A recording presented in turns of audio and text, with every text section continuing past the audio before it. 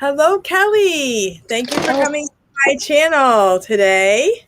hi, Cindy. How are you today? Good. How are you? Good. I'm really good. Pretty good. I have been up doing some classes this morning, so yeah. Oh, Did I you had teach one. classes this morning? Just One. one at VIPKID. I have 4 Outschool classes today, though. Yeah. Wow. Okay. So my name is Cindy. Thank you for coming to my channel. And Kelly and I both teach on Outschool, and this is a video for the Teacher Showcase. We have like a Facebook group that we're going to just showcase the different teachers and what they teach for Outschool. And so hopefully the parents can see these and get an idea of what types of classes are out there and what they can do with their kids. So why do you teach for Outschool, Kelly? I like it. I like the kids. I like being able to teach anything I want as opposed to the ESL companies. I like, being able to teach during the day. I like the kids. Usually they're in your class because they want to be. So many reasons. Yeah, that's a really one. I really like that too. Like you put up a class and you realize the kids choose these classes. So it's much easier to teach when the kids want to learn that subject. So what classes do you teach?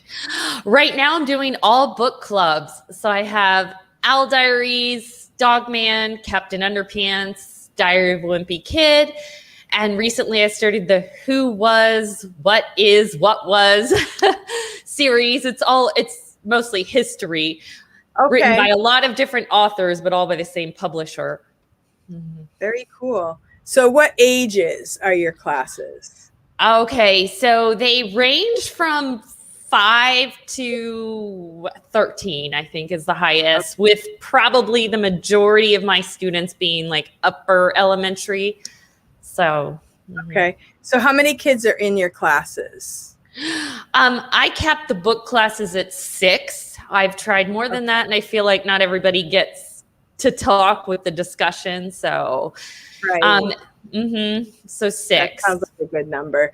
When interactive classes, if it gets to be too many, the kids are disappointed that they don't get to like say something. So I'm just going to share my screen. I found your profile on the website, so I'm just going to take a minute and just share that with people. Hold on one second. I got to press share. That might be good. Okay, here we go. Let's see. I could go ahead and say a few things while you're trying to get that up and running. Yeah, go ahead. So it's a great way to hold your kids accountable now that we have summer coming, to keep reading over the summer. So yes, if they come to my class every week, they hold it. It encourages them to get the book read at least one a week. That is good. So do you have them read the book before they come to class? Yes. So yes, you read the book before class and then we discuss it. Questions about the book.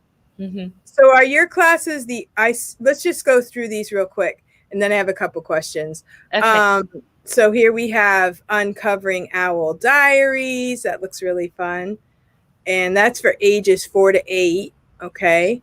I'm looking at my grandkids might like these too. Oh, good. Digging into Dogman, 5 to 10. Is that girls or boys or both? Do girls like that? They do, yes. I have plenty of girls in the Dogman classes. Okay. Diary of a Wimpy Kid, delving into Captain Underpants.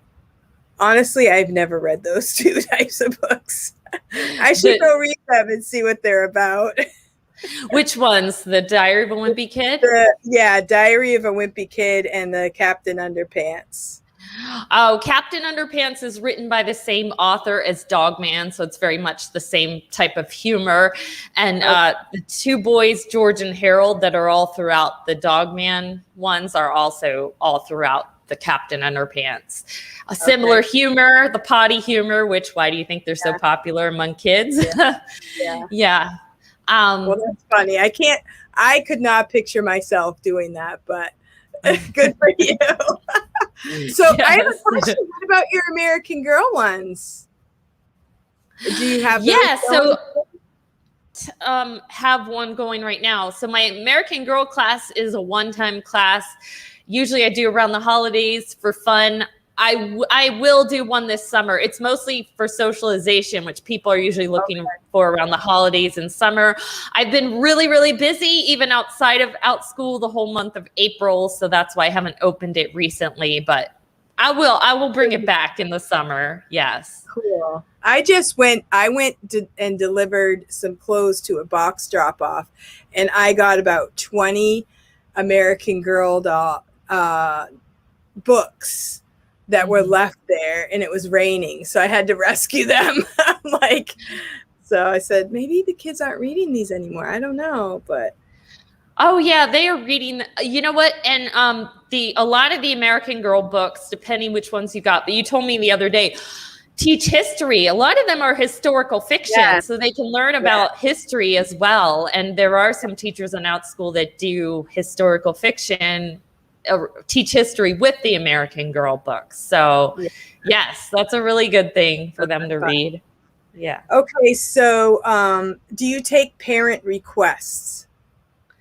Yes. You mean for schedule or book types? Either kind. Whatever. Oh, okay. Yes.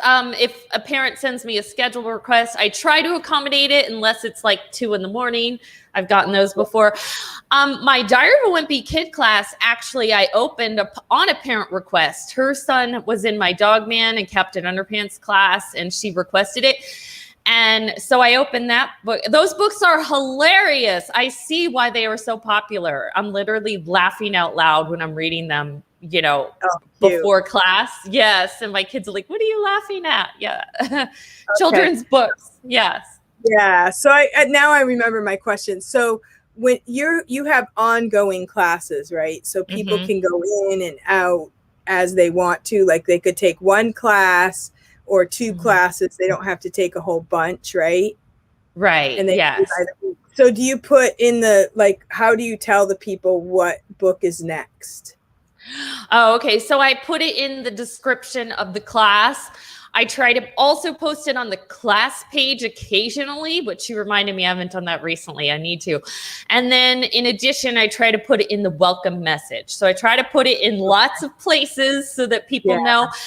And I keep all of my sections on the same book. So even if I open a brand new section, if all my other sections are on book 5, that's where we start. I don't start on book 1. That makes it easier if somebody's like, oh, I can't come on Wednesday. Can I come on Tuesday instead? We're all on the same book. So it makes it easy to transfer. That's great. So that's another thing I haven't really talked about on these videos for the showcase. If somebody wants to transfer, so for your classes, if they say, I want to do your classes, but I want to do it on Monday, and then they have to switch, you just contact the teacher and the teacher can transfer you during that week. And it doesn't cost anything. It doesn't really affect you in any way. It just allows you to switch to another class. Right. It makes it easier all around if I keep them all the same. Makes it easier for you as the parent if you need to switch. Makes it easier because I don't have to remember what book I'm on. They're all in the same. Yeah. But I have had people confused. Go ahead. How many classes of one book type do you have during a week? Like say you're doing Diary of a Wimpy Kid. How many sections in 1 week do you have? For that one, I have 4. Yeah, 4. Actually, teach 2 of them today. Yes, that one's my most popular. And then most of them I have 2 or 3. Dogman and Captain Underpants, I have 2. Owl Diaries, I got down to 1. But I'm going to open another section because that one is full in 2 weeks. And then the Who Was What Was, I only have 1 of that one because that one's a little newer. So, yes. That's a really good thing. Like, so, especially during the summer when people are, something comes up and you're like, oh, I want to go with my friends and do this.